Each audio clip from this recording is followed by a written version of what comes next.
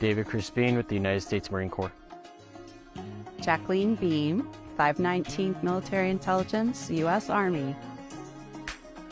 Matthew Hernandez, United States Navy. Keith Claxton, United States Navy. Paul Portillo, United States Navy. Robert Griego, U.S. Navy, Operations Specialist. Chris Oakley, United States Navy, United States Marine Corps, State of New Mexico Army National Guard. Melinda Medlin, United States Army. Norman Aragod, U.S. Army National Guard. Raven Nieto, United States Army. Oscar Martin Lopez, United States Marine Corps. Martin, United States Army, retired. Valentino Baca, United States Marine Corps. Jeff Folgate, United States Air Force. Kenneth Quintana, United States Army, and as well as New Mexico National Guard. Combined service, 24 years.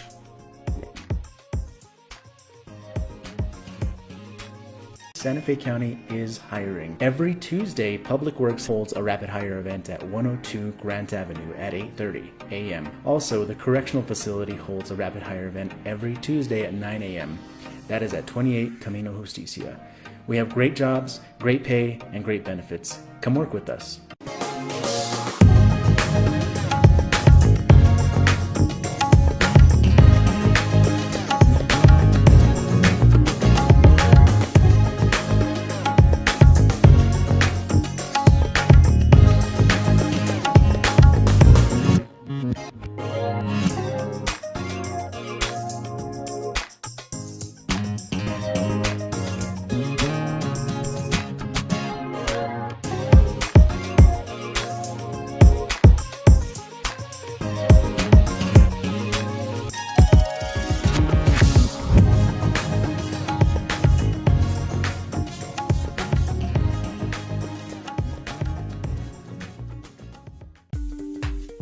Why do you work for Santa Fe County? For my family. For your safety.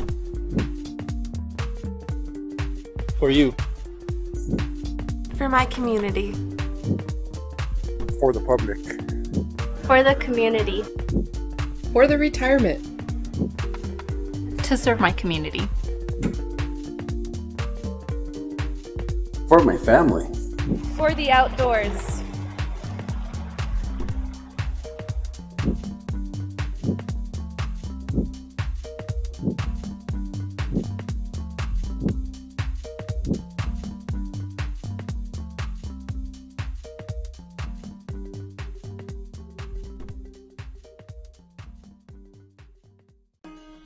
David Crispin with the United States Marine Corps. Jacqueline Beam, 519th Military Intelligence, U.S. Army. Matthew Hernandez, United States Navy. Keith Claxton, United States Navy. Paul Portillo, United States Navy. Robert Griego, U.S. Navy, Operations Specialist. Chris Oakley, United States Navy, United States Marine Corps, State of New Mexico Army National Guard. Melinda Medlin, United States Army. Norman Aragod, U.S. Army National Guard. Raven Nieto, United States Army. Oscar Martin Lopez, United States Marine Corps. Martin, United States Army, retired. Valentino Baca, United States Marine Corps. Jeff Folgate, United States Air Force. Kenneth Quintana, United States Army, and as well as New Mexico National Guard. Combined service, 24 years.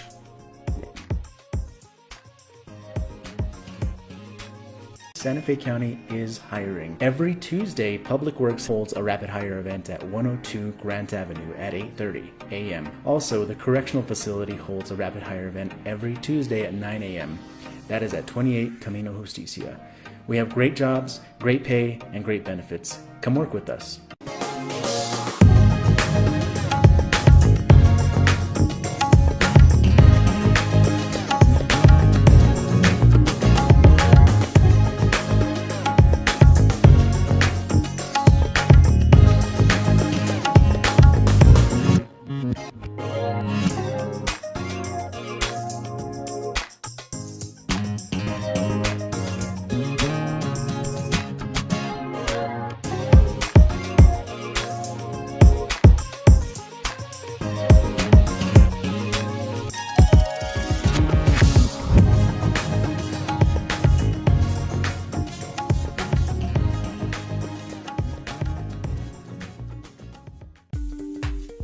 Why do you work for Santa Fe County?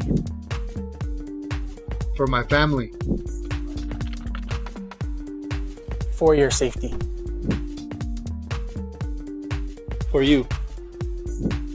For my community. For the public. For the community. For the retirement. To serve my community. For my family. For the outdoors.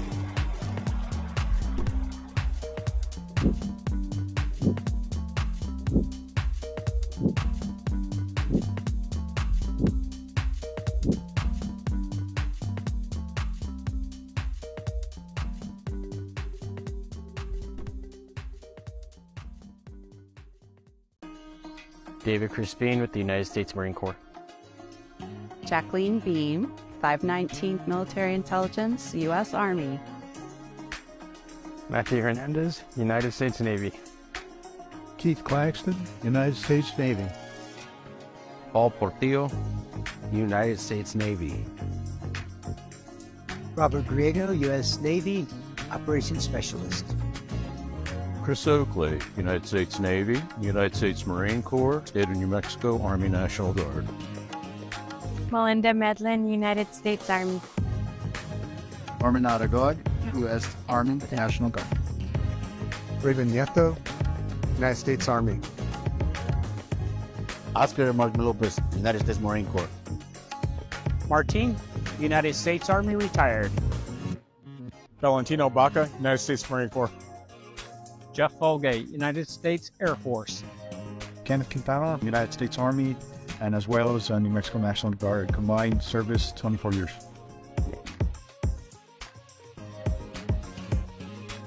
Santa Fe County is hiring. Every Tuesday, Public Works holds a rapid hire event at 102 Grant Avenue at 8:30 a.m. Also, the correctional facility holds a rapid hire event every Tuesday at 9 a.m. That is at 28 Camino Justicia. We have great jobs, great pay, and great benefits. Come work with us.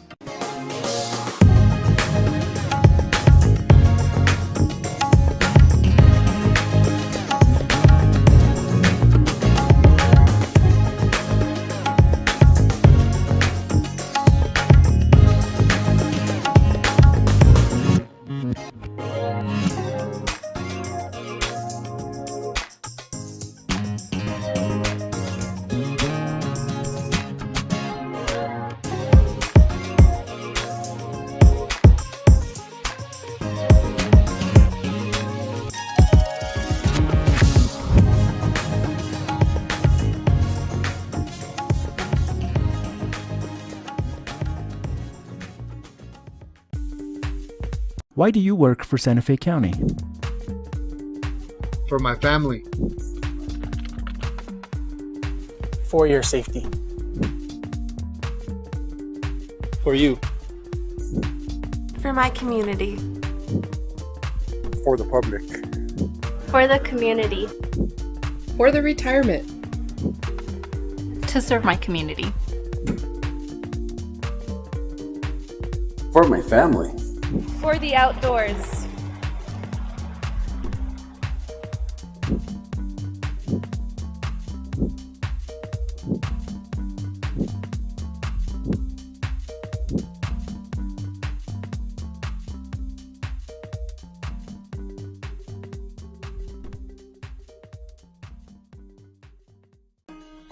David Crispin with the United States Marine Corps. Jacqueline Beam, 519th Military Intelligence, U.S. Army. Matthew Hernandez, United States Navy. Keith Claxton, United States Navy. Paul Portillo, United States Navy. Robert Griego, U.S. Navy, Operations Specialist. Chris Oakley, United States Navy, United States Marine Corps, State of New Mexico Army National Guard. Melinda Medlin, United States Army. Norman Aragod, U.S. Army National Guard. Raven Nieto, United States Army. Oscar Martin Lopez, United States Marine Corps. Martin, United States Army retired. Valentino Baca, United States Marine Corps.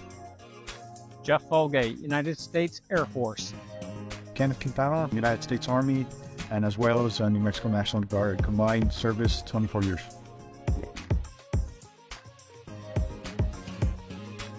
Santa Fe County is hiring. Every Tuesday, Public Works holds a rapid hire event at 102 Grant Avenue at 8:30 a.m. Also, the correctional facility holds a rapid hire event every Tuesday at 9 a.m. That is at 28 Camino Justicia. We have great jobs, great pay, and great benefits. Come work with us.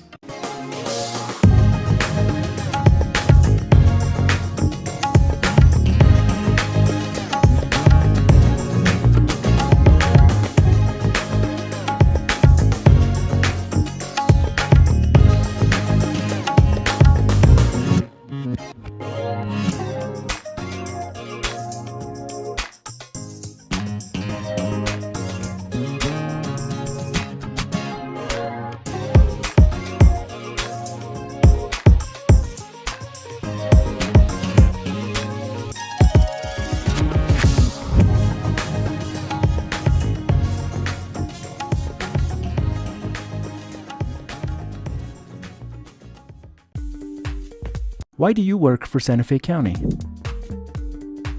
For my family. For your safety. For you. For my community. For the public. For the community. For the retirement. To serve my community. For my family. For the outdoors.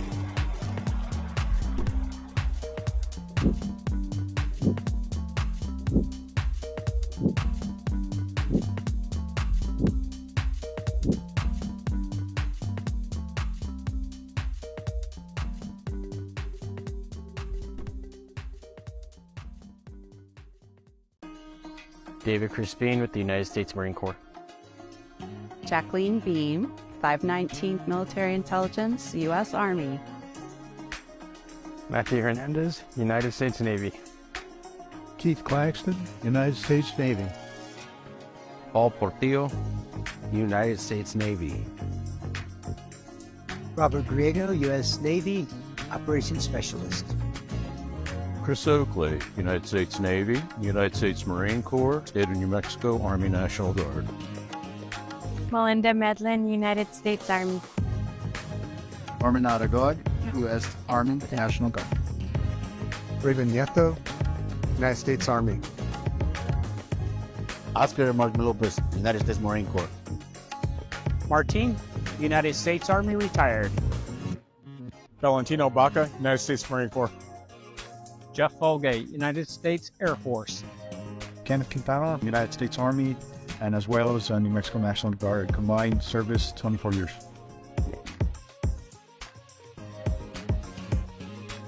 Santa Fe County is hiring. Every Tuesday, Public Works holds a rapid hire event at 102 Grant Avenue at 8:30 a.m. Also, the correctional facility holds a rapid hire event every Tuesday at 9 a.m. That is at 28 Camino Justicia. We have great jobs, great pay, and great benefits. Come work with us.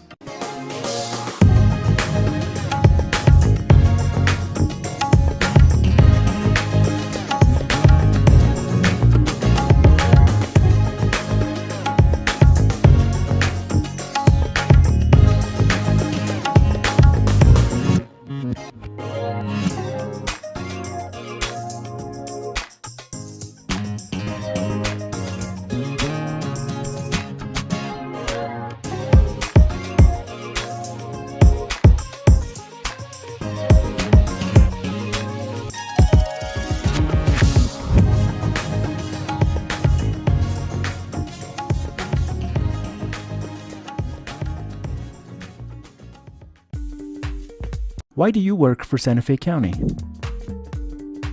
For my family. For your safety. For you. For my community. For the public. For the community. For the retirement. To serve my community. For my family. For the outdoors.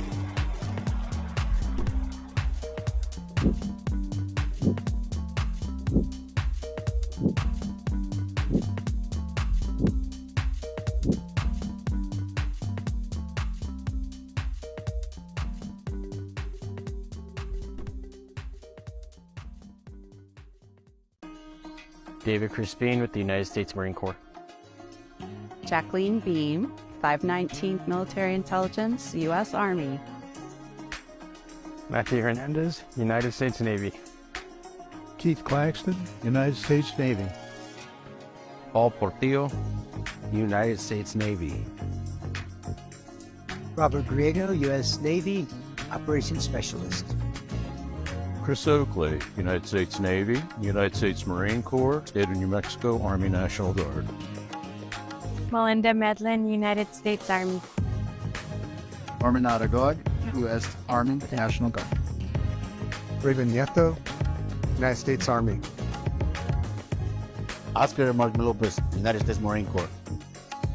Martin, United States Army, retired.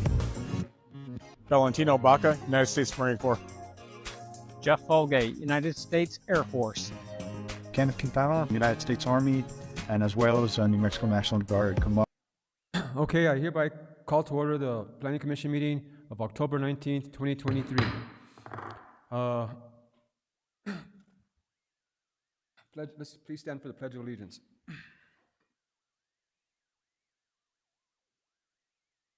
Pledge allegiance to the flag of the United States of America and to the republic for which it stands, one nation, under God, indivisible, with liberty and justice.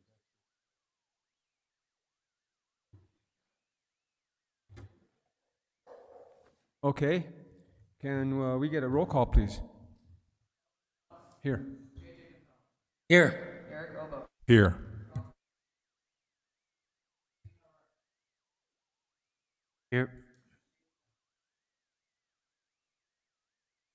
Thank you. Okay, any approval agenda, any amendments or table or withdrawn items? Mr. Chair, the consent items are tabled for this hearing. Other than that, there are no changes to the agenda. Thank you, Jose. Okay, approval of the minutes. Any discussion, or can I get a motion on the approval of the minutes for September 21st, 2023? I move to approve. Okay, we got a motion. I'll second that. All in favor, say aye. Aye. All opposed? Okay. Okay, I'm going to skip the consent. That was taken care of on the approval of the agenda. Okay, new business. Case number 23-5360, Soleil Conceptual Plan Amendment. I'm going to have to recuse myself for this case, and I'm going to turn it over to Vice J.J. Gonzalez.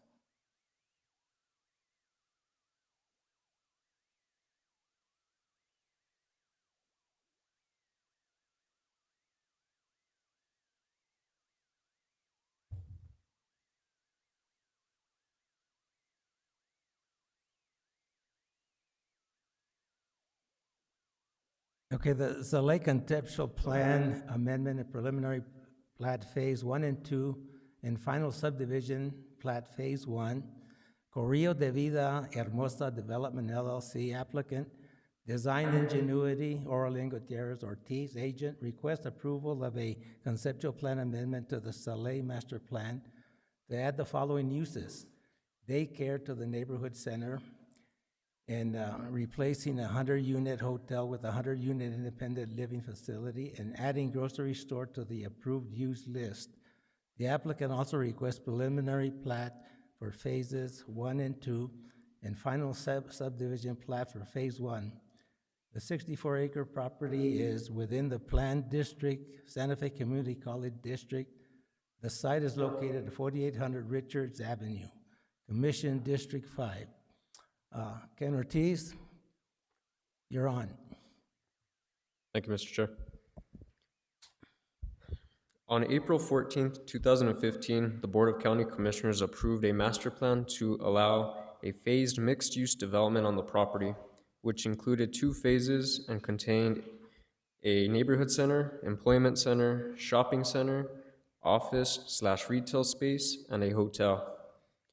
The approval included a variance of Santa Fe County Ordinance Number 2000-12, the Community College District Ordinance, Section 6.E.3.c, which amended the Santa Fe County Land Development Ordinance 1996-10 to allow a no-outlet roadway to exceed 300 feet and a variance of the CCDO, Section 6.7 Road Design Standards to allow a deviation from design standards required of a living priority road.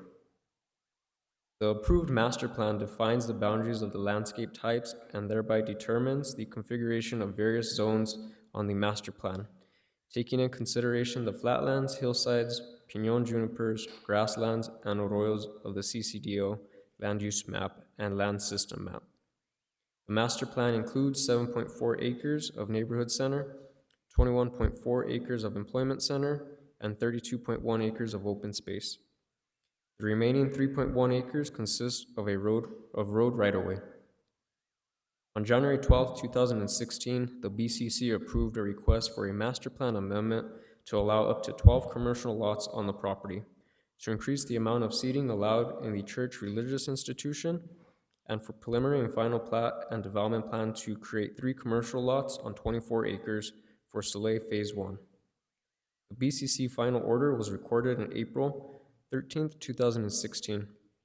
Therefore, the expiration date of the conceptual plan under Section 4.9.9.10 of the SLDC was April 13, 2021, and the expiration of the preliminary and final plat and development plan to Sections 5.7.11 and 5.8.7 of the SLDC was initially April 13, 2018. On August 14, 2018, the Board of County Commissioners approved a 3-year extension of the approved preliminary plat and final plat for Soleil Phase 1, in accordance with Sections 5.7.11 and 5.8.7 of the SLDC. The BCC final order was recorded on November 28, 2018. The expiration date of the preliminary and final plat development plan was thus extended to April 13, 2021. On March 9th of 2021, the BCC approved a 2-year conceptual plan time extension in conformance with the Sustainable Land Development Code. The conceptual plan will therefore be valid until April 13th, 2023. The BCC also approved an extension of the preliminary and final plat for a period of 1 year, which would be the maximum extension allowed under state law. The board found that delays in construction of the Northeast Connector should not delay the recordation of the preliminary and final plat for Soleil Phase 1. And an amendment to a previously imposed condition was well taken. The condition number 8, was read as the follows. Construction may begin, but the Soleil development is not permitted on occupancy until the Northeast Connector is completed. The applicant failed to record the final plat and therefore it expired. The applicant is now requesting approval of a conceptual plan amendment to add the following uses: daycare to the neighborhood center and replacing a 100-unit hotel with a 100-unit independent living facility and adding grocery store to the approved use list. The applicant also requests preliminary plat for phases 1 and 2 and final subdivision plat for phase 1. Phase 1 will consist of 3 lots and phase 2 will have 7 lots for a total of 10 lots. Phase 1 is located on the western side of the property and phase 2 on the eastern side. The 64-acre property is within the planned development district of the Santa Fe Community College District. Initially, the applicant was requesting a crematorium within the employment center, but this use was withdrawn. This application has been reviewed for compliance with the applicable standards set forth in Chapter 7 of the SLDC as follows: access and roads, fire protection, landscape and buffering, lighting, signs, parking and loading, water supply, wastewater, water conservation, open space, protection of historic and archaeological resources, terrain management, flood prevention and flood control, solid waste, and affordable housing. The hearing officer's recommendation. On September 14th, 2023, this request was presented to the Sustainable Land Development Hearing Officer. The hearing officer memorized the findings of fact and conclusions of law in a recommended order on this request. The hearing officer, based on the evidence presented, recommended approval of the request to allow a conceptual plan to add a daycare facility as an approved use to the neighborhood center subdistrict of the community college district, and to replace a 100-unit hotel with a 100-unit independent living facility, and adding a grocery store to the approved use list with staff's conditions. Staff's recommendation. Staff has determined that the application for conceptual plan, preliminary plat for phases 1 and 2, and final plat for phase 1 is in compliance with the subdivision and design standards set forth in the SLDC. Staff recommends approval for the conceptual plan to add daycare facility as an approved use to the neighborhood center subdistrict of the community college district, and replacing a 100-unit hotel with a 100-unit independent living facility, and adding a grocery store to the approved use list. Staff recommends approval of the preliminary plat and final plat, subject to the following conditions. Mr. Chair, may I enter these conditions into the record? Yes, you may. Thank you. I stand for any questions. Any questions of staff? Yes, I have a question, Mr. Chairman. Yes. I'm looking at one of the plat diagrams. Where on this building site are they talking about having the 100-unit facility?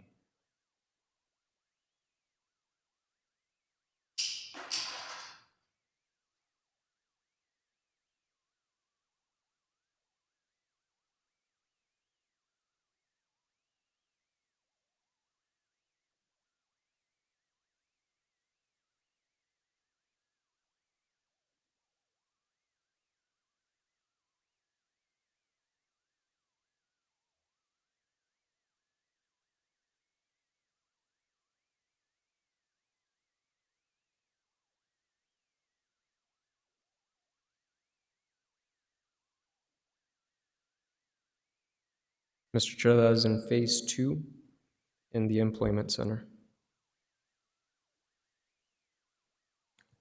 I'm sorry, what did you? Didn't hear that. It's in phase 2 of the employment center. Of the employment center.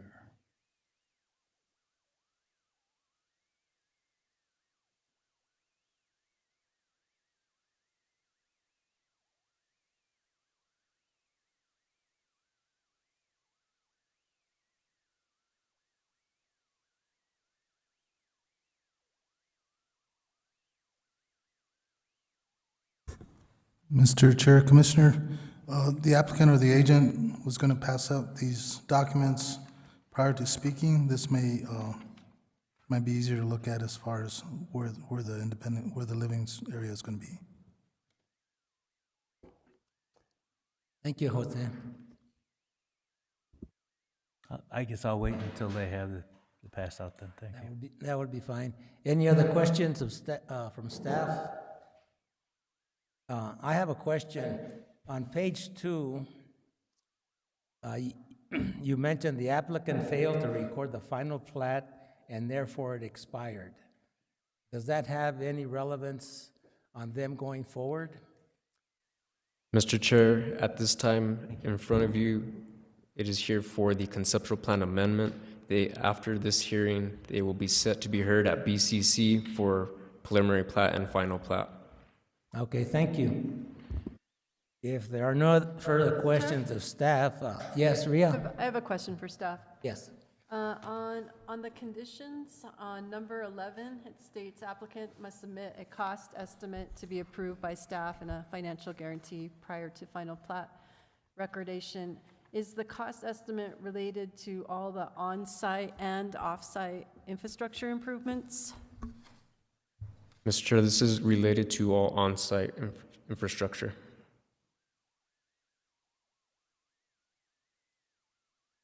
And also off-site.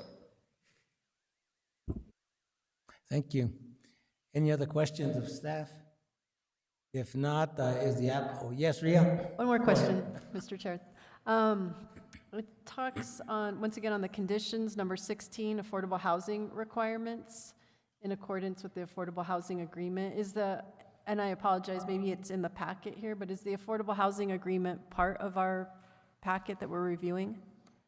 Mr. Chair, Madam Chair, it is not a part of, it is in your packet for the plan itself, but it is not a part of your approval today. Okay. The actual agreement will be in front of BCC prior to them being heard for final plat. Okay, great. Thank you. Any other questions of staff? If not, is the applicant here? Please step forward. You may get sworn in. Swear for the testimony about to give. I do. State your name and address for the record. I'm Oralyn Gadet Ortiz. I work with Design Ingenuity, and the address is P.O. Box 2758, Santa Fe, New Mexico. And thank you for hearing this case today. I was hoping to put something on the overhead screen and get these passed out. Let's see. And they've been passed out? Okay, so we'll just wait so we can get it above. There's not many people here. Maybe y'all don't care. But the first page of what I've set in front of you is the master plan that was recorded in 2017. It was based on an approval that the board gave in 2015, and I just wanted to show you that things really haven't changed much. When we prepared that plan, there wasn't clear direction on the Northeast Connector. There were no design plans yet, and so there were some things that were a little unknown. But this is what we recorded many, many years ago. We did have to, we got really close to recording the final plat for Phase 1. And the truth of the matter is, I hadn't communicated that well with my client, and they didn't understand exactly what a financial guarantee the county wanted. So I kept telling them they needed the financial guarantee, I needed a letter of credit and all of those things. And they actually approached their banker about a week before it was necessary. And the banker just threw up their hands and said, we can't do that in a week. We're gonna need a few weeks. And luckily the client said, well, that's okay. We've been thinking about some changes we wanted to do anyway. And so they stepped back and they had some communications, and they decided that they wanted to get rid of the hotel and instead do a senior living kind of complex. And they wanted to add a grocery store, they wanted to add a daycare too. So things have altered slightly, and this is our current plan that's before you all today. And it's in essence the same layout. We've now got a design on the Northeast Connector. That squiggly road on the east side there, that's simply because the county's designing our approach off of the Northeast Connector 9 feet above natural grade. And I wanted to make this all ADA accessible, and so I've done that squiggly road to try to make it all ADA accessible. And I've gone back and forth on whether that'll be in front of you in Phase 2, we'll see, but because I have such mixed feelings about it. I don't know if people will walk along the Northeast Connector, but there's a beautiful trail being planned currently, and the trail itself is all ADA accessible. Phase 1 is just 3 lots and a little plaza area, and then a lot of open space. And 1 road coming off the Northeast Connector. It's going to have a right-in, right-out only. Phase 2 just expands the whole project, and Phase 1 actually has very low traffic impacts. And because it only had 1 road into it, we really can't have a lot of traffic until we have 2 accesses into this development. So with Phase 2, we'll expect a lot more traffic and a lot more activity. The big decision, I think, in front of you guys, and I hope you can all read this, is the changes of what is going on as far as the use list. And it doesn't look that obvious to me on what's shown above here. But the key is, under open space for Phase 1, we did add some kind of clarifications. There is a cemetery plan there, and we did say that crypts and columbariums are permitted smaller than 100 square feet and less than 10 feet above natural grade. And then also we've added in Phase 2 a daycare. Phase 2 always had a daycare. It was in the employment center, but we've added it to the neighborhood center just to have some more options. And then we crossed out the concept of a 100 unit hotel and replaced it with an independent living facility for 100 units maximum. So those are our modifications. I think somebody asked about, I hope I can go backwards, can I? Maybe not.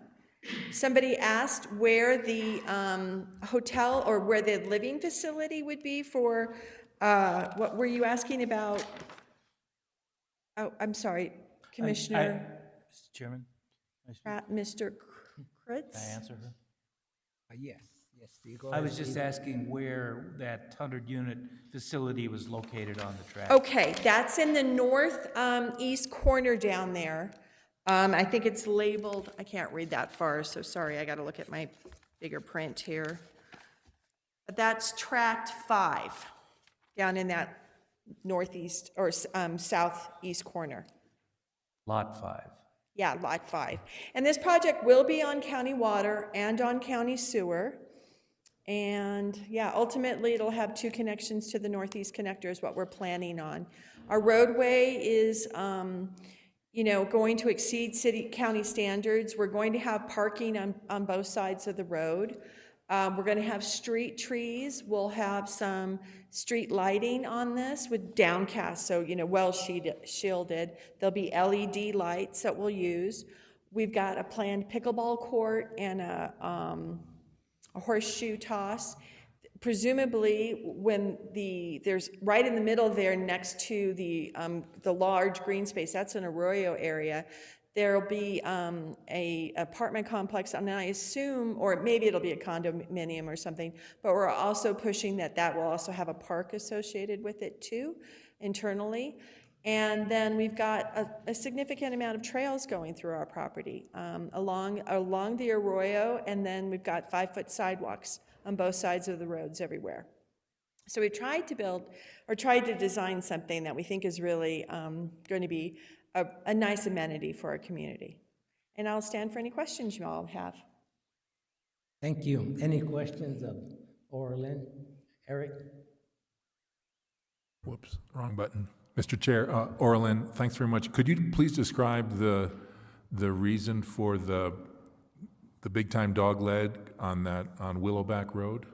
Certainly. Again, the Northeast Connector, we donated 9 acres to the county for the development of that roadway. And we asked in response that they provide us 2 access points. They made those designs. The one on the west is at grade. The one on the east, literally on the county's design plans, is 9 feet above natural grade. And so dealing with that being rather high to begin with, and the desire to make that an ADA accessible route, got into the longer squiggly road rather than a straight shot. Code would allow 8%, and 8% would actually be a straight shot.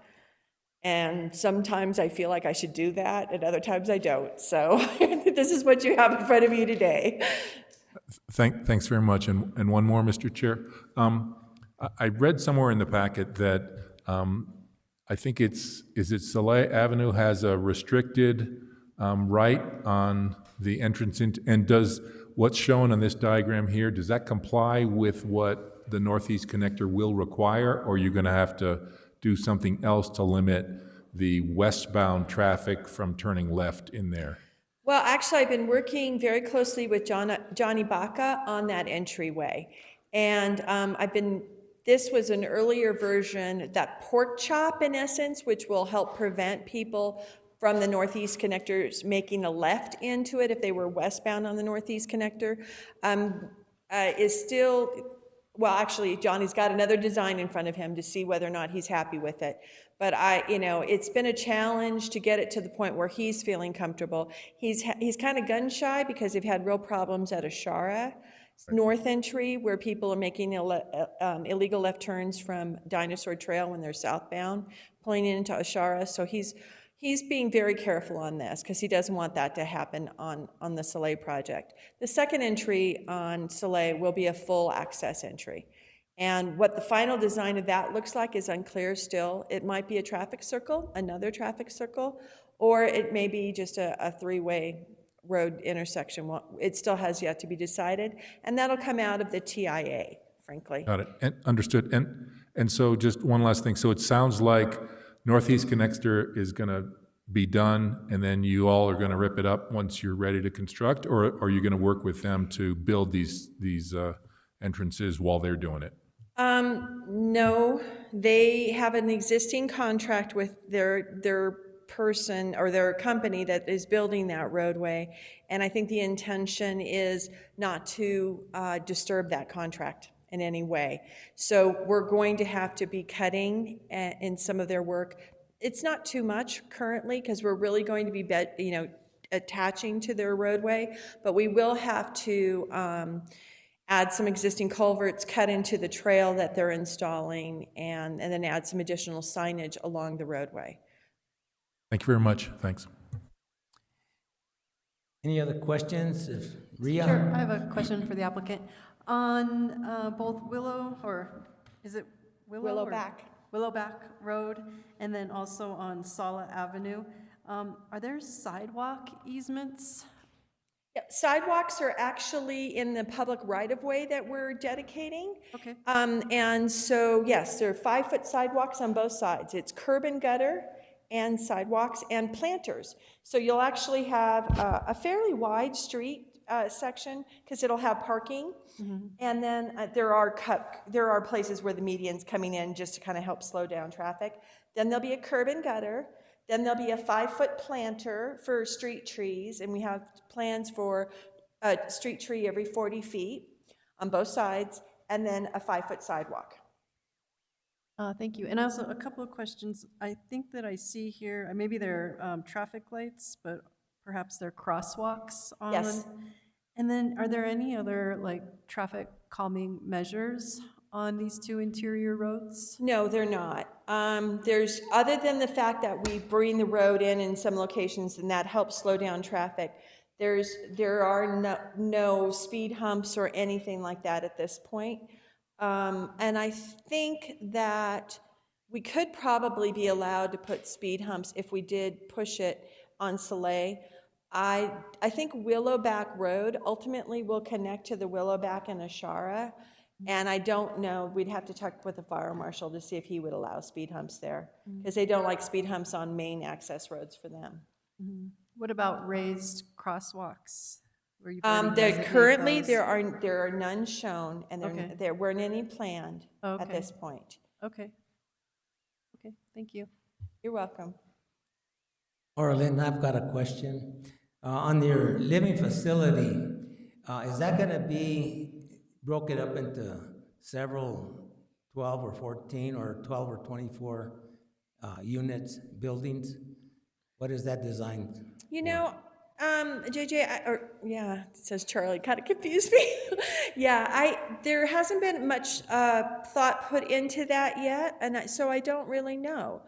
I would anticipate that it'll look like an apartment complex with 24-foot high buildings is what I would guess, but I don't know, because I haven't seen anybody put a pencil to paper to kind of lay out what they want to do there yet. Okay, that's the question I had, because, the county has a rule, there's 12 maximum dwellings in one apartment building, or you can get up to 24, and some people come over here and want 30 units in each building, so I just wondered, and they have a height. They require 3 stories, which exceeds the 24-foot height. The other question I had is, how many residential units are you going to have in this complex? Other than the senior housing, we proposed 95 apartments, condos, or townhomes. We haven't defined it yet. And that's in between Soleil Avenue and the Arroyo. And so there'll be presumably 95, up to 95 is what we said, a maximum of 95. And then with the 100-unit living facility. Right, and then there'll be 100 senior living apartments. And the shopping center you plan to build at the grocery store and commercial units, how many of those are going to be there? How many lots for commercial? Well, there's several lots that can be for commercial or retail. And it looks like it's 1, 2, 3, 4, 5 that are probably most likely to be shopping or retail. But I'm not sure what your question is, though. Like, there's no plans yet on how those will be developed. All of them are in phase 2. And so they're kind of focusing on phase 1 at this point, but they haven't put much thought or effort into the designs on the future phases. Thank you. I think in that area, I think a grocery store is probably an amenity that everybody in that area. Are you going to build like a super Walmart there or a small Brooks Brothers or something? What size store do you plan? It's not big enough for a Walmart, thank the Lord. Just kidding. So it won't be a super Walmart. But, I've been dealing with this issue for years. It's very hard to convince a grocery store to move into a neighborhood. They always count the amount of rooftops within 5 miles, and they usually want 14,000. That's a number that I've heard repeatedly. 14,000 rooftops within 5 miles. We don't have 14,000 rooftops within 5 miles at this location, I believe. And so we need to get more development before I think like an Albertsons would consider moving in here. But I really think that there's a need for it myself. I mean, I guess in Rancho Viejo, they go up to the, Albertsons near Target or something. It's quite a ways away. I would think that sooner or later, this would be an ideal spot. But keeping my fingers crossed. Well, thank you very much. Any other questions of Orlin? Mr. Chair. I have a question. Steve, go ahead. What's the projected total use on complete build-out of the project? Water use? Oh, the total water use, I think it was 24. It's in his report. It's like 24 acres or so. Currently, we have contracts for all of that. We owned 3 acre feet. The remaining 21 or so acre feet, we're allowed to buy from the county. Allowed to buy from who? I'm sorry? From the county water department. Mr. Chair, Orlin, could you describe the trail situation? I understand the Chili line runs through here, and can you show us where on this map that is? Is that through the green I don't have stripe? a pointer, so I kind of like, but let's see if I can try to. Verbally? Yeah, I can try. So this is the site of an old rail grade, I gather. And there's on the east side there, you can kind of see that there's a straight line kind of between the lots there. Mm-hmm. That's the old rail grade. And part of it is really visible and part of it is just non-existent.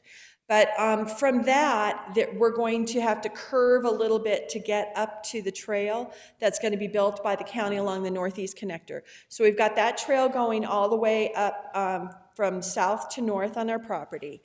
Then along the arroyo, on the south bank of the arroyo, actually attaching to that trail, there's going to be another trail, and that's going to be a 10-foot wide trail along that bank.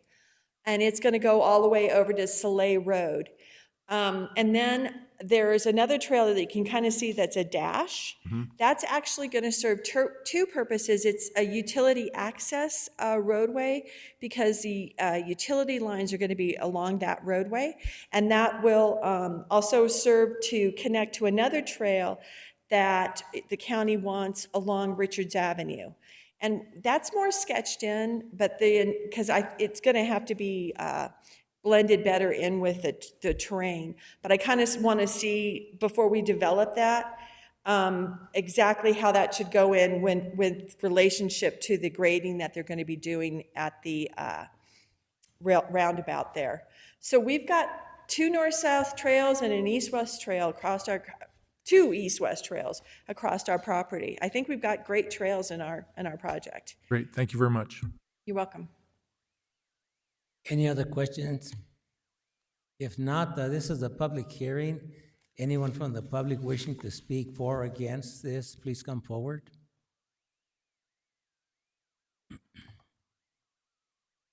Hi there. Swear from the testimony you're about to give us the whole truth. Yes, I do. Press for the record. My voice is going. Lynn Christensen, 3216 Najoni Drive, Santa Fe, New Mexico. Thank you. Yes, so Chair Gonzalez and members of the commission. So I'm speaking today because I'm representing all those folks who worked so hard to have the crematorium removed from this plan, and it was removed during the hearing officer's recommendation, and then again by the county that was put forward. And Orlin and the folks she works with agreed to it. So if you look at number 19, what do you call this? I'm still learning as I go. Let's see. It's called subject to the following conditions. Number 19 is crematoriums will permanently be prohibited on this Soleil property. We are so pleased to have that decision. This shall be noted on the conceptual plan and on the subdivision plats. I see it in here. I'm not sure it's on the plat, and I need to ask you that, Orlin. Where is it on the plat? I didn't see. Oh, it's not there yet. Okay. It has to be on there before we can record it. Okay, so it would be after the approval here, then it'll go on the plat? Yes. That's all I wanted to. I wanted to make sure of everything. Thank you all. I appreciate it. Thank you. Any questions Yeah, any of questions the for me? applicant? No? Okay. Thank Thank you. you. Anyone else? Or say anybody online? Mr. Chair, there is no one online that wishes to speak.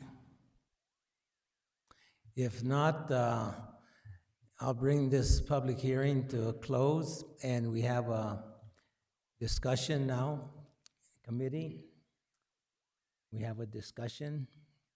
Any discussion? Do I hear a motion? So moved. Do I hear a second?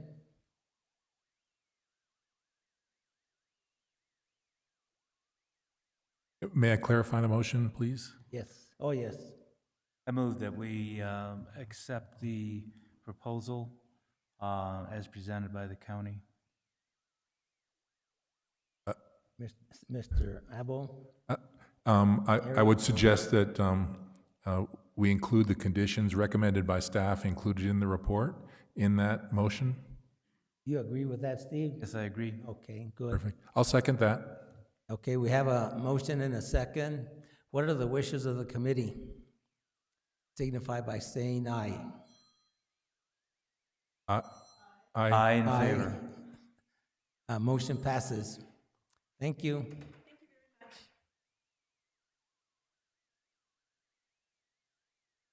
Now, Charlie, you're back on duty.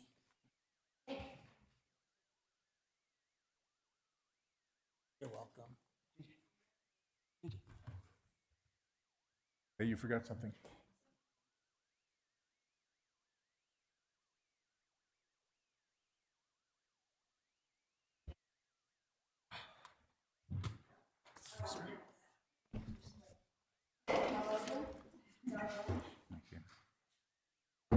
We give this back to Orlin? Yeah.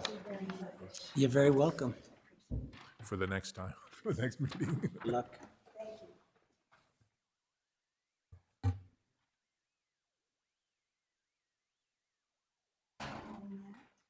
Sure. Make sure, yeah.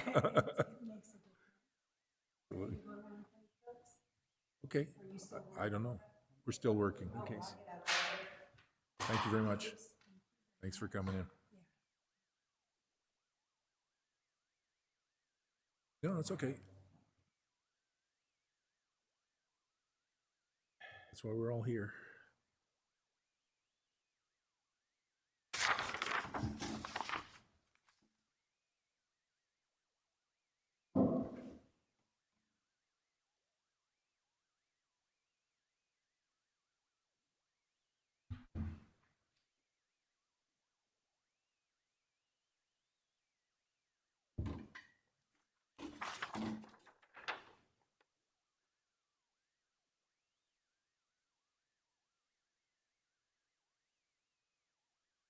Okay.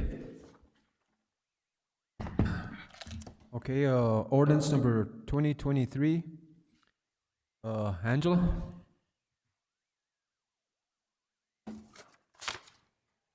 Thank you, Chair.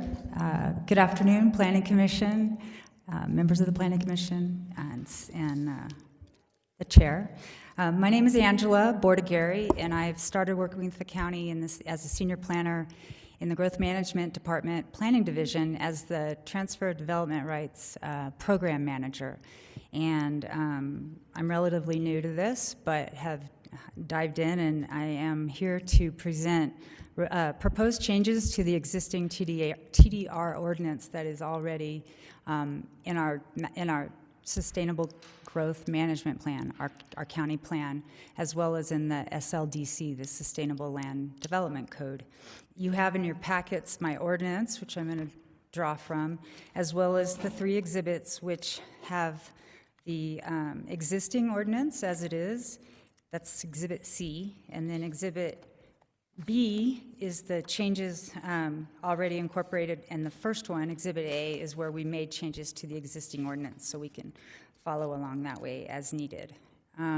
Before I go into the specifics, I just wanted to provide a little background for those of us who maybe aren't familiar with this or haven't worked with it yet. I know there's been a few new members on the commission, and I was just curious of you all, like who has already knowledge of the TDR program.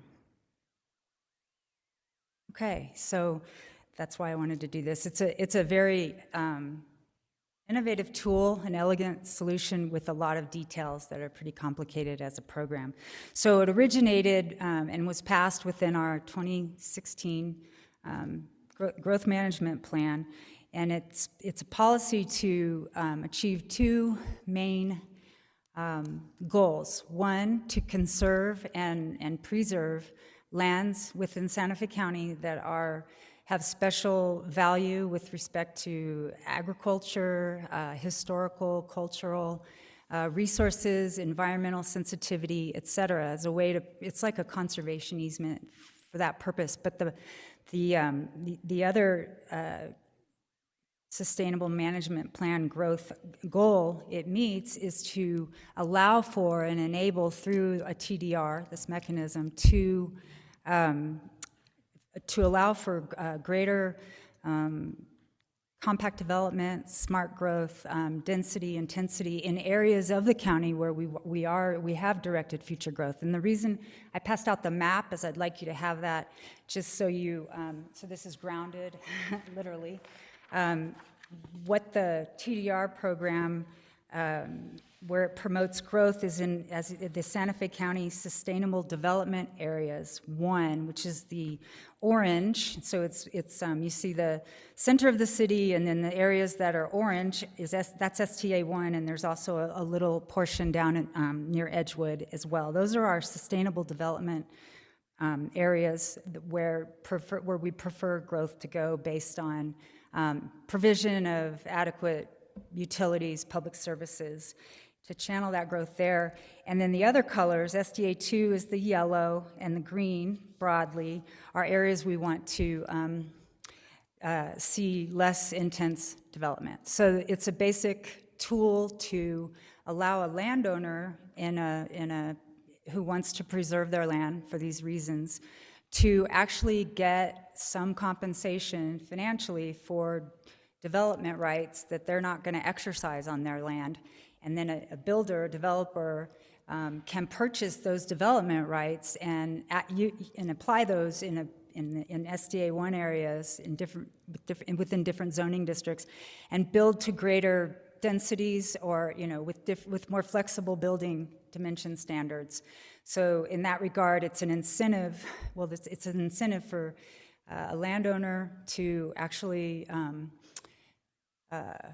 become a sending area, and an incentive for developers to build where we want to see more development. So that's the basic structure of the program. And the way it works is it's a simple market transaction between buyer and seller and buyer. But the county we're the program that qualifies sending areas. We're working with the landowners to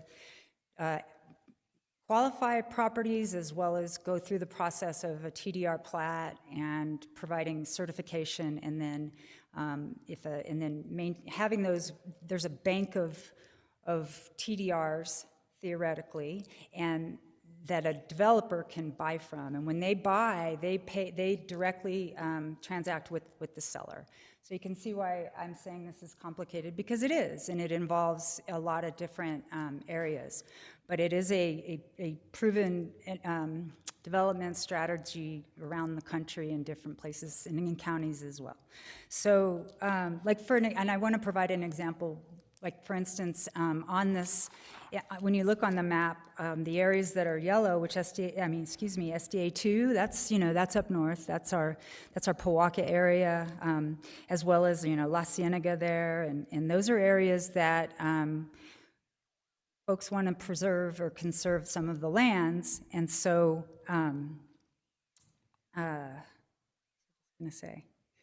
so those would be sending areas, and then receiving areas are the orange, like I said. So there's a big area which is north and west. That's a big area. Of course, the community college district is one big receiving area as well. And so if someone for instance, there's several projects in the works where we're working with the landowners to qualify their TDRs. They have 10 acres, and this is in Nambe, really, and it's a traditional community, and it's obviously where we want to conserve some land and maybe not see a subdivision development, but that's certainly the owner's right to do what they want with their land. But if their value is to protect it, at least 10 acres of their land, and preserve it as agriculture, we're working with them. They could develop a 0.75 dwelling unit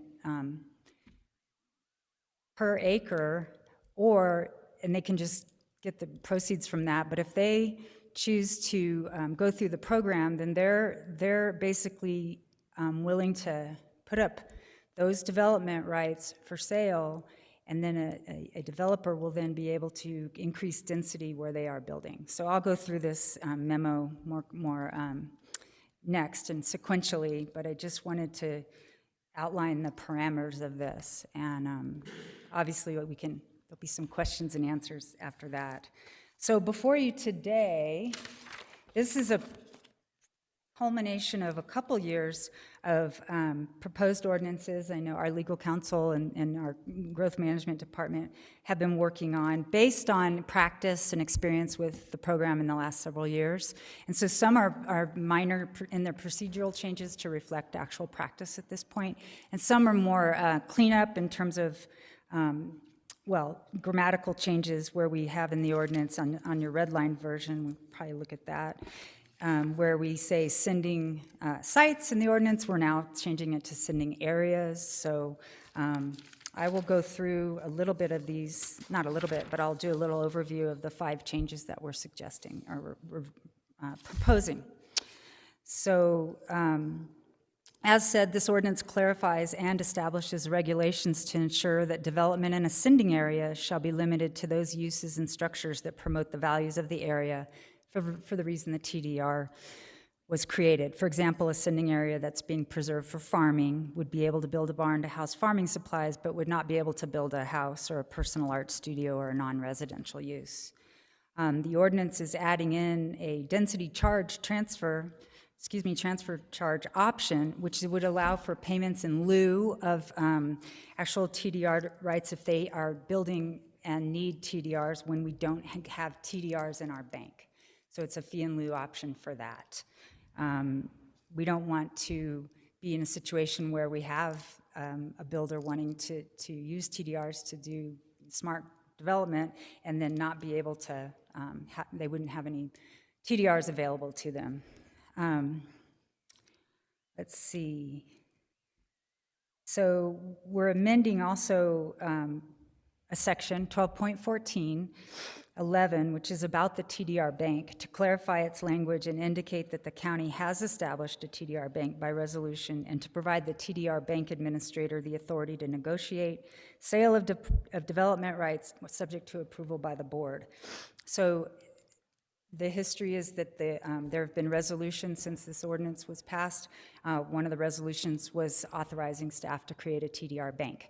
So we have that authority, and that's what we'll be doing going forward.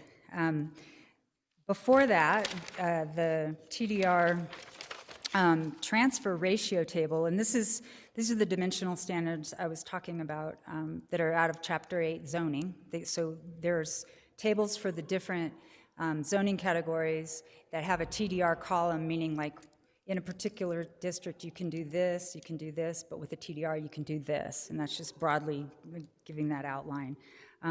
What we're proposing is to change the ratio that's currently in the ordinance from where you have one dwelling unit allowed to build 4. It used to be you could get 4 for that. Now we're increasing that to 5. So there's an increase in the possible building units for developers. The other key change is to provide an incentive for more affordable housing, and that's been added. And what that would do is to encourage as much affordable housing as possible. They have to meet already the basic requirements, but this would eliminate the need to buy TDRs to do additional affordable housing. That's come out of the last few years as well. And the affordable, not just affordable housing, but affordable rentals as well. And so we've added that as well. And so 1 unit would equal 10 more units that you could build to increase that possibility of having more affordable housing units built. The receiving areas, the districts the receiving area zoning districts include mixed use, and then our planned development, industrial general, industrial light, commercial general, and those are the designated receiving areas, or districts rezoned to a higher density if that's the case.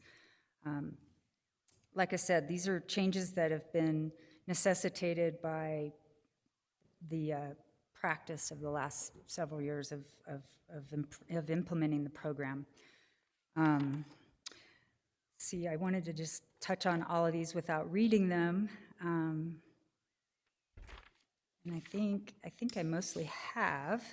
One of the other minor changes is to revise the definition of lot, like within the lot coverage in the appendix for non-residential areas, to amend that to say that gravel is not an impervious surface. So let me explain that. The current definition defines what are impervious surfaces, which count towards your lot coverage.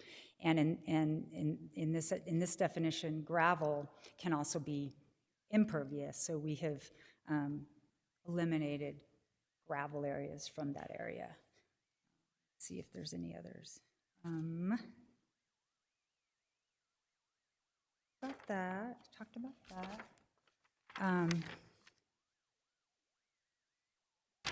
I think that puts it all out there, maybe not in a linear fashion, but I'm here for questions and any clarifications. And I have the team with me who has worked on this in the beginning. So it's Director Penny Ellis Green, as well as our legal counsel, Roger Persino, and then Brett Clavio is the planning manager now, and he's here, plus our land use other staff. So I think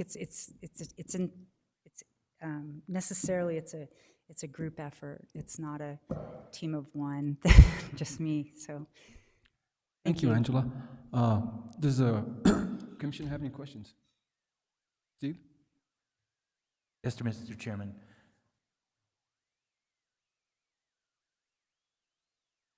So a couple of questions here.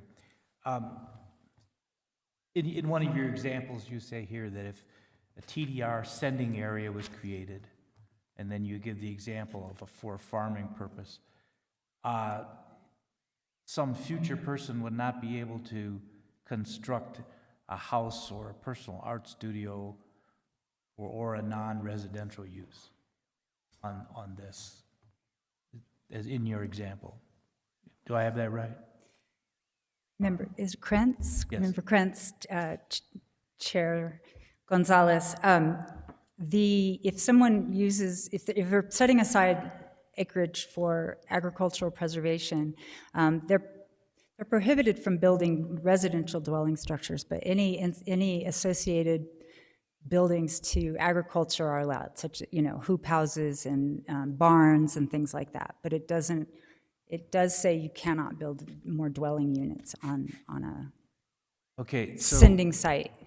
So I get, one of my questions is, well, if a property has a residence on it, it's a larger tract, let's say, and it has a residence on it, would they be excluded then from participating in this TDR program because it had a residence on it already? Chair, members of the commission, no. The way that would work is they would carve out what they want to keep, and that would include probably their residential dwelling, and that would be separated out from the actual TDR acreage. So that's how that works. Okay. Are there minimums associated with this? Like, for example, farming do you have to have a minimum area before you could carve out an area for farming, for example?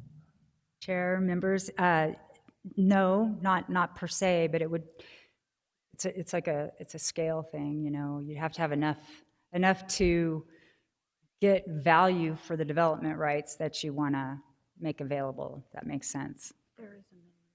I'm going to let Penny. You don't want to take that? Mr. Chair, Commissioners, there is a minimum. It would be based on whatever the minimum lot size is. So in a traditional community, the minimum that you could do a TDR on is 3/4 of an acre. In the rural zone, it would be 40 acres. So it all depends on what the zoning is. So for example, if you're in a traditional community and you have 5 acres of land, but you only farm 3 acres, you can keep 2 acres for your development, and you could do TDRs on the 3 acres that you farm, and that would give you, with a 3/4 acre minimum, that would give you 4 TDRs that you could transfer. You could transfer them all.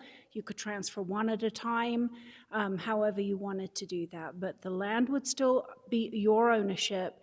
You could still farm that land, but you can't use it for other purposes. It's kind of like putting a conservation easement on it, but this is something that the county established in 2016 to allow you to preserve certain areas in sending areas where we want to see preservation of things like whether it's open space, whether it's archaeological sites, whether it's farming, to be able to then transfer those rights into the mixed-use areas, the industrial-light, commercial, to either increase the dimensional standards of lot coverage, building height, things like that, or to increase the residential density in a mixed-use district.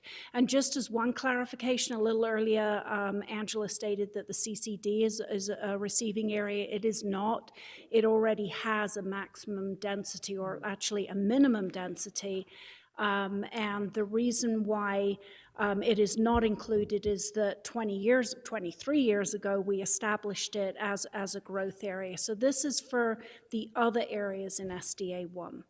And just for the Commission's information, we have had a number of properties have their TDRs qualified already, which is when we go out, we review, we look at the density, we say, hey, you could get 10 TDRs on here. We have recorded, I believe, 3 or 4 sending area plats where people have actually already gone forward and severed their development rights. And in the past January, we actually had our first 6 TDRs sold from individuals who had preserved their land to a developer that is intending to come in the mixed-use area off of State Road 14 to do a residential development. And in addition to that, the board heard last month one conceptual plan for a subdivision that is proposing, again, to purchase TDRs. So even though we've had this in the works since early 2016, what we had learned at the time is that it's going to take time for people to want to sell, want to buy. So we're at the period now where we've done some of this. We know we need to make some changes because our procedure isn't exactly the way we wrote it before. And we're starting to see projects come in. So it's kind of an exciting time to be able to see areas be protected, a lot of those in traditional areas, a lot of them with good viewscapes, or areas where they've got a large amount of archaeological sites, so allowing them to preserve those forever. And again, a lot of areas in our traditional communities being able to go ahead and preserve areas for future farming. So sorry, that was a little bit more than you asked. But. Yeah, thank you. I assume that the price of these TDRs is driven by the market, huh? Chair, members, yes, that's correct. Okay. And one final question. How is this all tracked? I'm not laughing. Chair, members of the commission, by our program, and that is a part of the program development. And we already have our database, if it were, of all those that have been qualified and and also those that have been purchased and where they've been purchased and such. So it's like the accounting. It's like a bank, but it's accounting for that. But as a project manager, program manager, that's our responsibility. And it's not just myself. It's an internal county team with members from our legal office, staff from obviously the finance department, and other areas of the county, and there will be many eyes on this. What I'm really getting to is not how are you keeping track of it internally. What I'm wondering about is there like some sort of notation made with the plat on file with the county? So that if, take for my example is this, somebody goes and creates a TDR, 5 years later, they want to sell their property and the buyer isn't aware that this exists. So would the buyer be able to know this readily by, going down to county records and finding the property and seeing this somehow? Yes, Chair and members of the commission. Yes, the mechanism is through the TDR plat, the transfer of development rights, is a specific plat that defines those terms, and that is recorded, as well as when the certification, and Penny might be able to describe this more succinctly, it's absolutely part of the transaction. I mean, it's not lost anywhere. It gets recorded, and yeah. Thank you, Mr. Chairman. Thank you. I have a question, a little bit more on that. So it's going to be tracked by the county and also by the bank?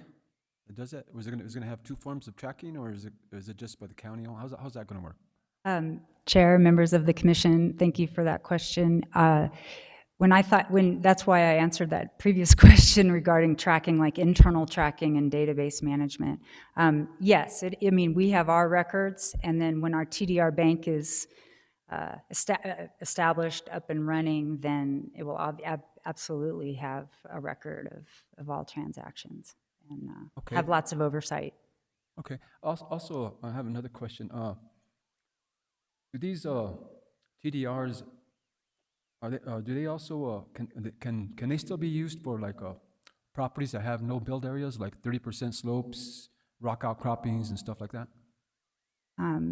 Chair, members of the commission, is your question whether a certain property owner could get development rights off of those areas, those unbuildable areas? Yeah, yes, because they have some of the stuff, like if they have 30% slopes in the property, there are no build areas, or if they have rock outcroppings, there are no build areas too. So I'm wondering, can they use TDRs to transfer those portions? No, they, but go ahead. Yeah. They could be sending areas. It will all depend, if the density is 1 unit per 20 and they've only got 20 acres, then no, they couldn't do a TDR. But if they had 2-3 times the lot size, and a portion of their land was not buildable, so it was mountainside or whatever else, they could fall within a ascending area and transfer one of those TDRs to another location. So, you know, if they could usually build 3 houses there and they're like, well, hey, we only want to build 1, then they could potentially take that as an open space area, as long as it meets the criteria. And you've got so, I mean, the other thing I would add is the community overlay district. I think La Cienega in their overlay had identified some properties that could use TDRs to protect them.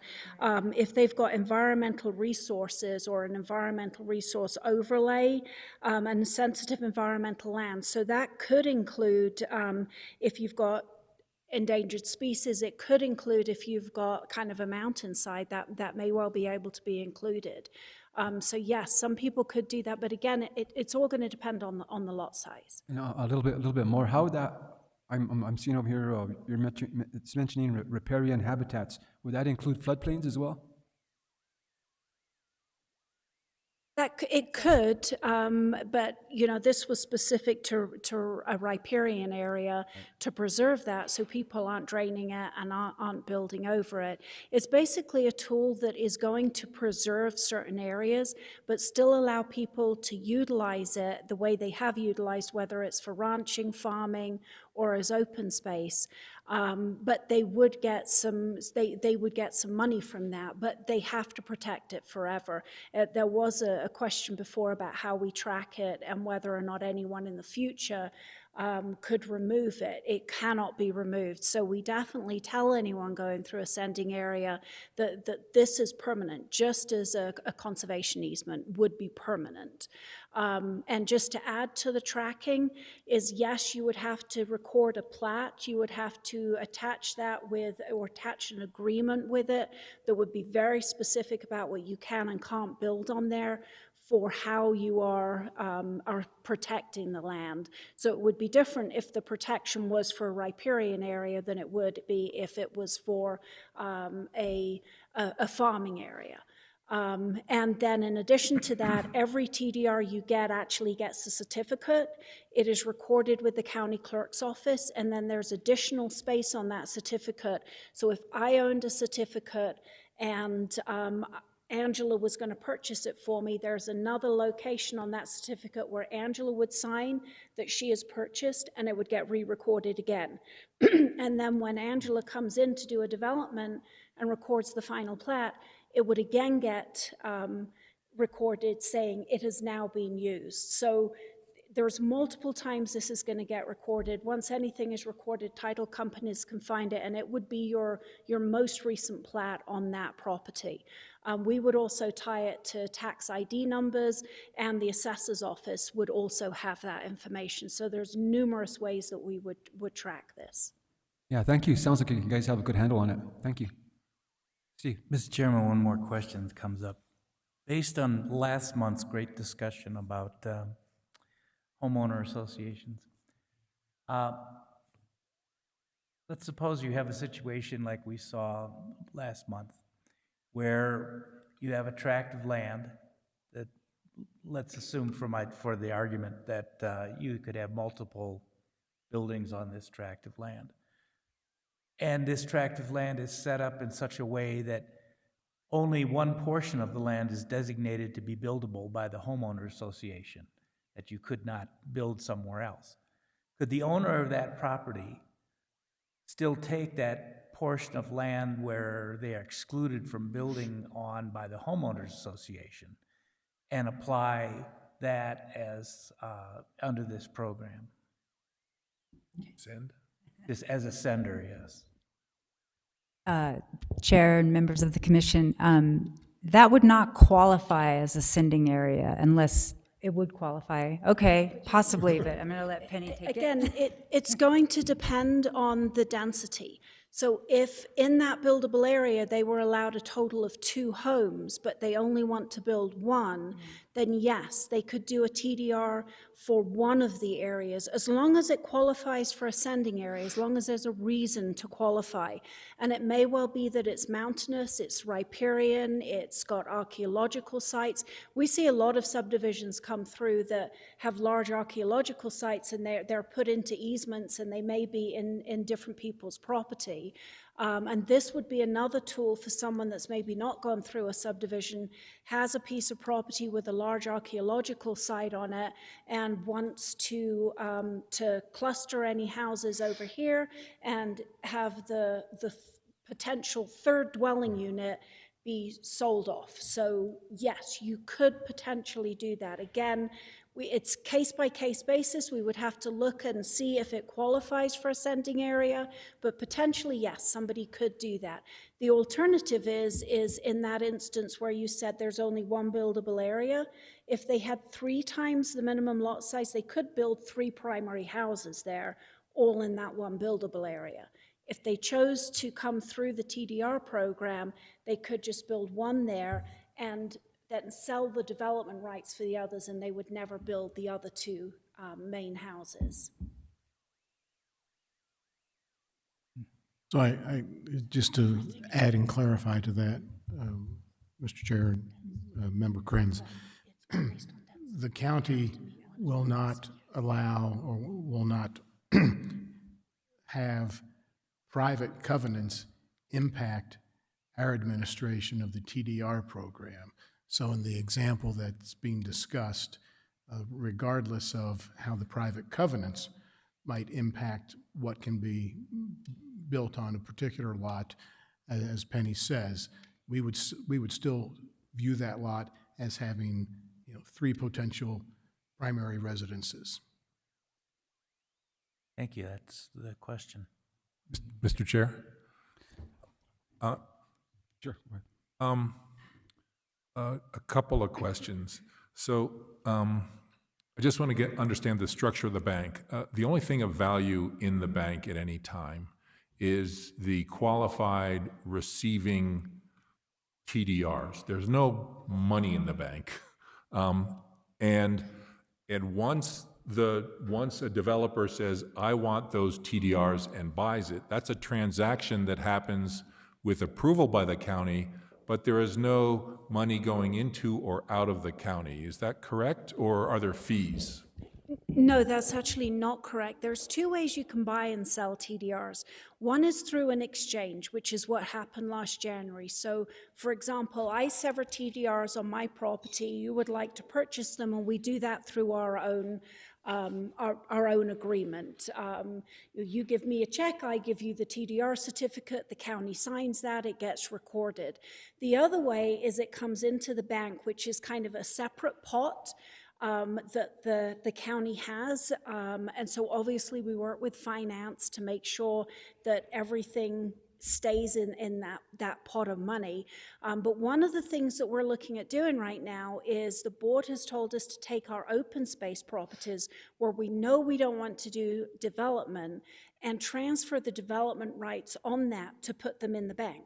So that could put maybe from one open space property 10 development rights in that bank. Then a developer comes in and says, I want to buy those 10, so they can purchase those development rights and put the money in the bank. And then somebody else over here wants to divide or wants to sever the development rights from their land and wants the bank to buy them to put into the bank so other developers can buy. And we could use that money to buy those development rights. So understood. Let me just clarify while you're still on this.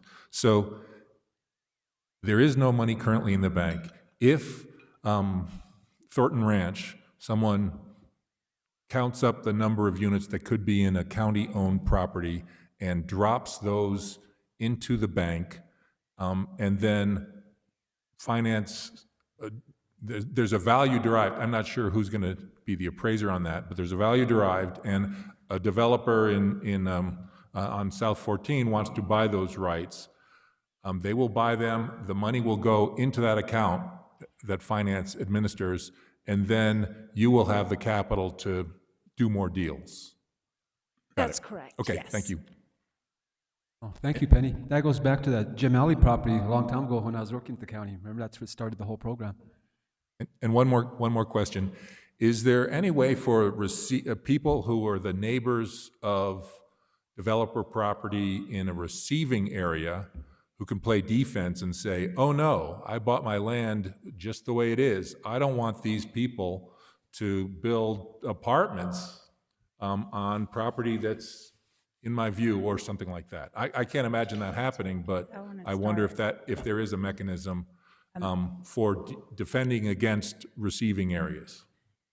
Chair, members, I would say that the existing review system already is in place, that if the developer would be bringing a project, an application forward to meet the code, and all of the public notice requirements would be part of that. But there wouldn't be rezoning, so they wouldn't have to come That's before true. us, right? So there are probably fewer public notice requirements on that. Is there a public notice for the receiving entity to receive? That's, I guess. I guess I would answer that in two ways. For the actual development, yes, because they would have to legal notice any subdivision, large-scale subdivision, whether it's something coming through you, through a CUP, or whether straight to the board. But in addition to that, when we established the zoning, we notified absolutely everyone what the zoning was. And Chapter 8 of the code clearly says in the mixed-use area, this whole area is zoned 1 unit per acre, but can increase that to 20 units per acre with TDRs. Okay. So when we did that noticing, we told everyone what would be on their property, what would be on the adjacent property. And so that was done through a very extensive legal noticing process that took months and months to do, including an individual letter to everyone. Anything that came back was then a new address was investigated and it was sent out certified mail. Perfect. Plus we had multiple public hearings. So that is what established our zoning, and at this point we're not doing anything to say that we're changing that zoning. We would still allow the mixed use to go up to, they may choose to go to 5 units per acre, 3 units per acre, or 10 units per acre, or up to the maximum, but that was all established through the zoning. Great, thank you. And one more question, and this one's for Roger. So if you make changes to this ordinance, and you already have TDRs that are through the pipe, will you be tracking the downstream requirements for the ordinance the way it used to be and the ordinance the way it is now, or do those old ones have to comply with the new requirements? Does that make sense? I believe I understand the question, Member Abel, and any existing TDR certificates would be treated as newly created certificates. They would all receive the benefit of the changes, such as the 5 residential units versus the 4 that were available for a TDR when they were initially created. So that they would all be treated the same. Any particular special tracking wouldn't be necessary. They would all reap the benefits of these amendments. The recently issued TDRs became 5, or will become 5 if this is passed? Mr. Chair, Commissioners, the certificates that have been issued wouldn't be affected. Okay. But as of today, if they sold it to someone who was recording a final plat, it would only be worth 4 homes. After this is approved, it would be worth 5 homes, but we don't have anyone, this is the time to do it because we don't have anyone ready to record a final plat. Thanks so much. Thank you. Mr. Chairman, I have one more question if I can. Go ahead. Unless someone else. Rhea, you want to go first? You go Mr. first. Chair, yeah, I have a question, or a couple of questions, but just to start with, going back to the TDR bank, and so if a property owner would be selling their TDR, and you talked about this very briefly, but like how would the value of that TDR then be established? So when we established the TDR program, we had a consultant look at the approximate value, and it came in between like $20,000 to $22,000 per TDR. As we establish and work as a group with the bank, we will establish a procedure to whether we need to review that annually or every 2 years, but we would set a price that the bank would charge by reviewing that every several years. So as we get this approved, this ordinance approved, we then move on to the actual TDR bank, which we want to have in place before we get the TDR sold from our open space properties, but we will use the finance department, legal, everyone that we need to, and any outside consultants that we need as well. And at that point, we will establish the whole procedure on how we, as a bank, will establish that price. But we have done it once, so we know that's the approximate price, but we will obviously have to review it every couple of years.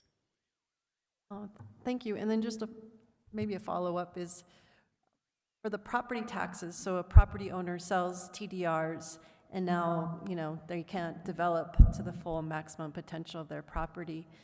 Would there be then a different assessment of their property for property tax purposes? There may well be. We do notify the assessor if TDRs are transferred away from a property. So they would then look at, they don't have the potential for 3 homes. In general, they look at the acreage and what is there on the property. But yes, if they were doing that for agricultural purposes, they would make sure they get an agricultural exemption as well for that area. Okay, great. And then just a final question with regards to TDRs. Opportunities for the, let's say in the SDA 3 to sell TDRs. What's going to be the process of informing property owners of this project and this opportunity? When we first did this ordinance, we kind of got that out through press release. Hey, we've got this. We had a couple of newspaper articles, I think, about them. But, when we've got the new ordinance, it would be good for us to do the same kind of thing. A press release, some information out, get information out on our website. Certainly the commissioners all have their mailing lists and their town halls, so we would be updating them on all of this information. So people, if they were interested in the program, can then contact us and see whether or not it's something that would work for them if they want to do that. What about working with the assessor's office and being able to send out targeted announcements with the property tax bills? That is something we haven't thought about, but that may be good for anyone that, for example, has an agricultural exemption. And letting them know that they can come through this process. Okay. Great, thank you. Thank you, Rhea. Steve? Sending areas.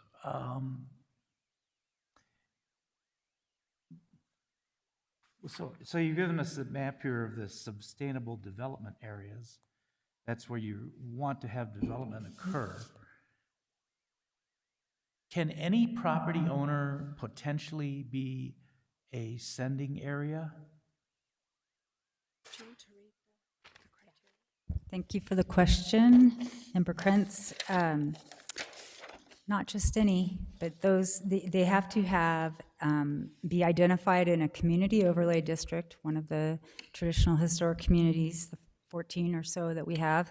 They have to, or sites designated as environmental and resource protection overlay, historic preservation overlay, or an agricultural overlay, or areas with sensitive environmental lands. For example, riparian habitats, endangered or threatened species habitats, archaeological sites, or, with agricultural lands providing open space and preserving scenic vista. That's another major eligibility criteria. Natural features, areas of special character, or through a transfer of development rights as part of a development order, which is something separate from that. So no, not every place can be a sending area.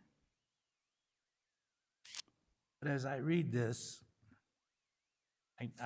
I can't really come up with an example, but it would seem to me that it's possible that you could have a piece of land within, let's say, the Sustainable Development Area 1 that could meet one of these requirements, for example, preserves a scenic vista or something like that.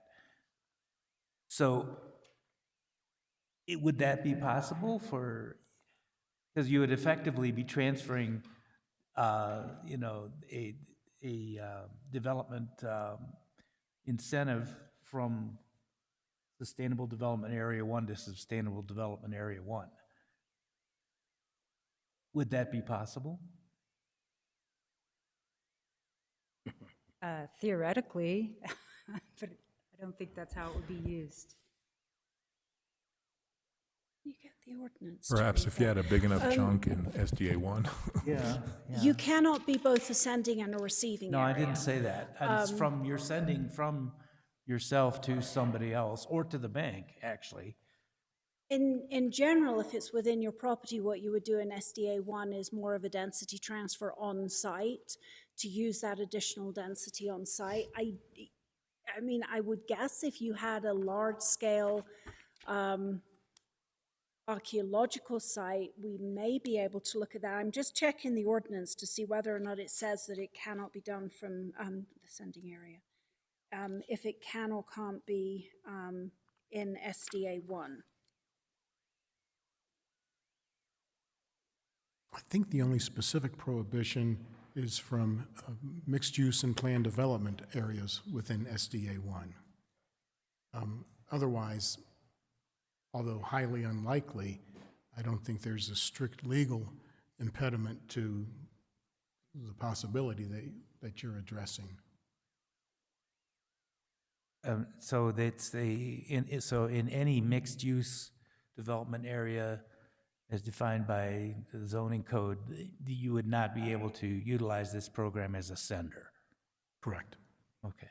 Right, yeah, the ordinance does say you cannot send if you've got areas of required open space, so a large-scale subdivision has to have 30% open space outside of the CCD. You couldn't say that's going to be a TDR. You can't send from a mixed use or a planned development district, and most of, I think, our receiving areas there are in SDA 1, you have large-scale, like mixed use. I'm not sure if we have anything outside of our mixed-use industrial light, or the CCD within that SDA 1 area. We can certainly, that would be something for us to check before this gets onto the board.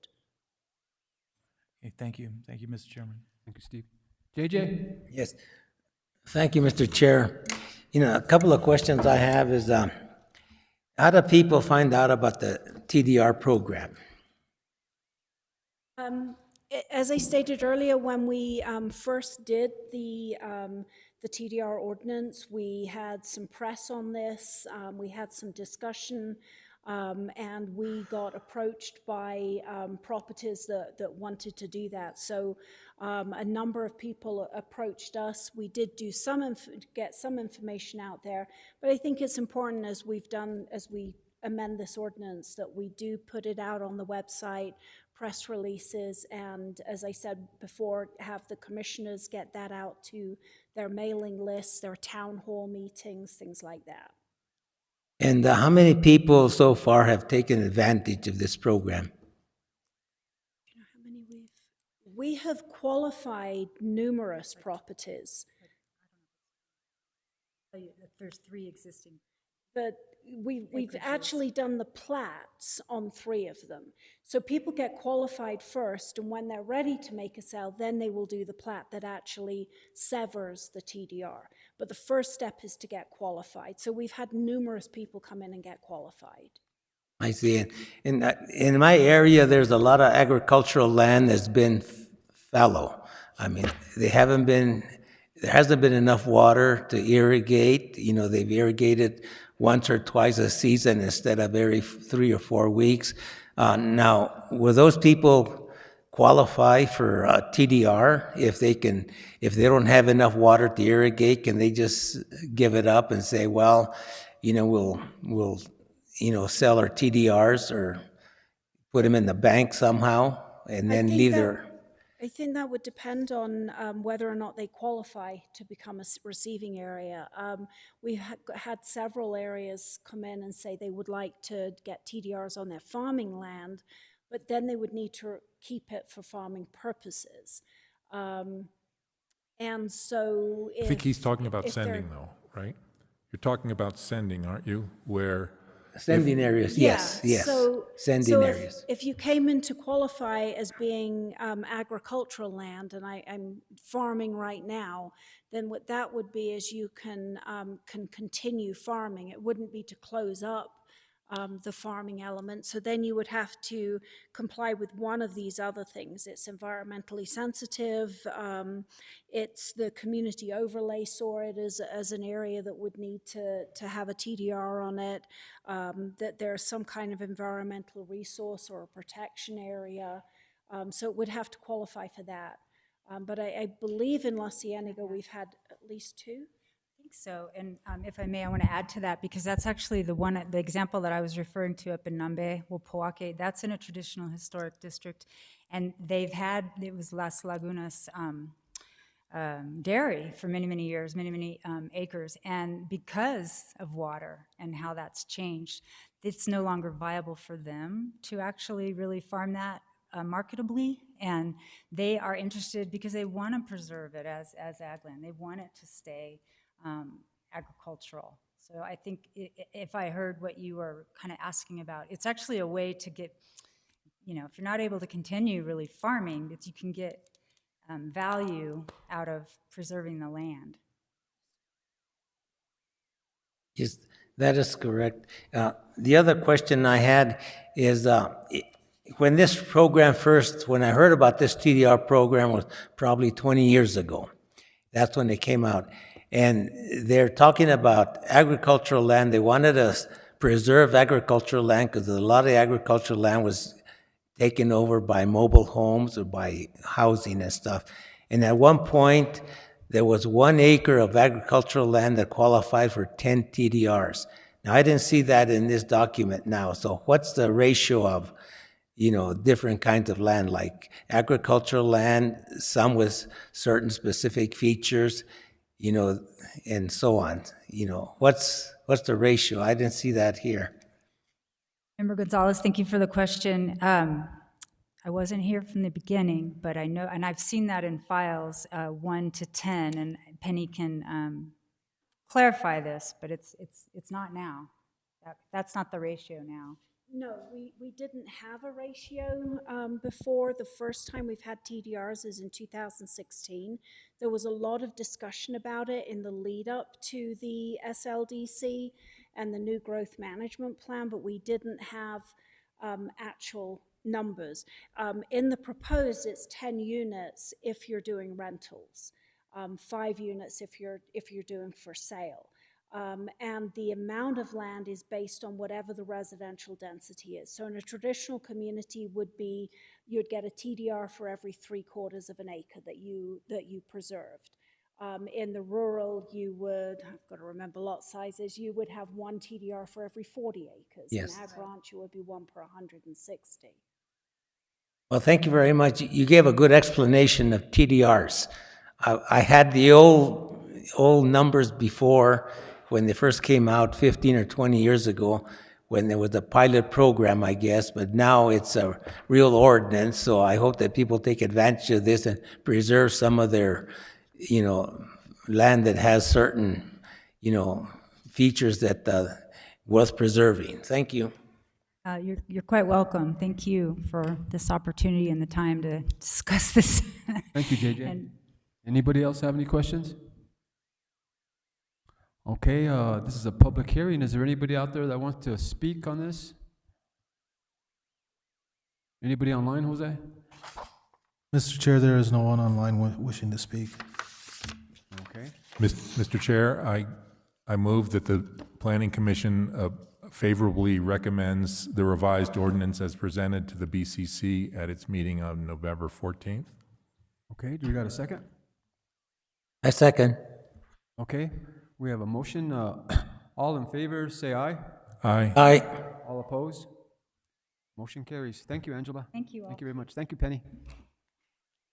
Okay, petitions from the floor. No. Okay, communication from the commission members. Okay, communications from the attorney. I have nothing additional to raise this evening. Thank you, Mr. Chair. Thank you there, sir. Matters from land use staff. Nothing to add, Commissioner. Thank you, Jose. Okay, our next regularly scheduled planned commission meeting is November 16th, 2023. Can I get a motion for adjournment? So moved. Oh, we got a second. Yeah, you need a second. Okay, all in favor, say aye. Aye. Aye. All opposed? Thank you all. See you next month. El Nino is coming. Yeah, we hope so.